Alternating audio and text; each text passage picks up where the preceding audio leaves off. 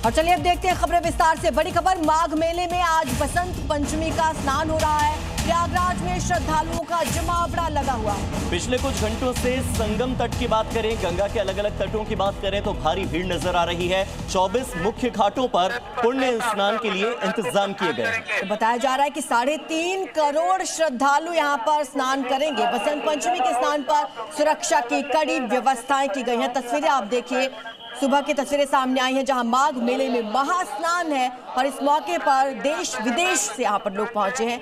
बड़ी संख्या में श्रद्धालु पहुंच रहे हैं। तो आप देखिए, इससे पहले तकरीबन 3.5 करोड़ से 4 करोड़ की संख्या में जो श्रद्धालु थे उन्होंने स्नान किया था मौनी अमावस्या पर।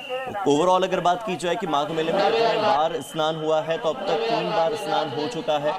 पौष पूर्णिमा की बात की जाए, मौनी अमावस्या की बात की जाए या फिर मकर संक्रांति की बात की जाए, और आज का जो स्नान है ये चौथा प्रमुख स्नान है। बसंत पंचमी के स्नान पर सरस्वती को आराध्य मानकर यहाँ पर स्नान किया जाता है। बसंत पंचमी स्नान को लेकर अंधेरे ही श्रद्धालु घाटों पर पहुंच रहे हैं और स्नान कर मां सरस्वती का आशीर्वाद प्राप्त कर रहे हैं।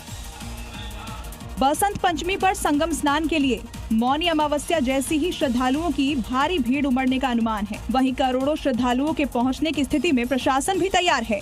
करीब 3.5 किलोमीटर लंबा घाट तैयार किया गया है। भारी पुलिस बल की भी तैनाती है जिससे श्रद्धालुओं को किसी तरह की परेशानी न हो।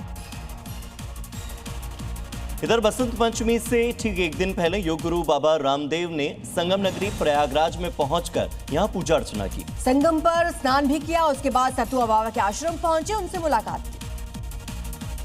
स्नान के बाद बाबा रामदेव ने कहा कि व्यक्तिगत अहंकार की कोई जगह नहीं होनी चाहिए। साथ ही उन्होंने कहा कि कुछ लोग अलग अलग प्रकार से अपना एजेंडा लेकर के चलते हैं। कम से कम तीर्थ में किसी व्यक्तिगत अहंकार और प्रतिष्ठा की कोई जगह नहीं होनी चाहिए।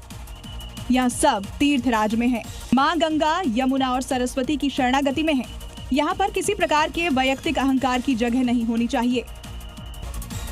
आज बसंत पंचमी का त्योहार है। इस खास मौके पर राजस्थान के सीकर में बाबा खाटू श्याम का स्वरूप भी बदला गया है। शुभ मुहूर्त में बाबा को विधि विधान के साथ पूजा कर वस्त्र धारण कराए गए। देखिए, ये परंपरा साल में केवल एक बार बसंत पंचमी के दिन ही निभाई जाती है, जो हजारों सालों से चली आ रही है। बसंत पंचमी पर बाबा श्याम का अलौकिक और मनमोहक श्रृंगार, पीले फूलों और पीले वस्त्रों से किया गया पीला रंग बसंत ऋतु और ज्ञान की देवी माँ सरस्वती का प्रतीक माना जाता है। बसंत पंचमी के अवसर पर मंदिर प्रशासन की ओर से विशेष व्यवस्थाएं की गई हैं ताकि श्रद्धालु शांतिपूर्ण ढंग से बाबा श्याम के दर्शन कर सकें और पर्व की पवित्रता बनी रहे।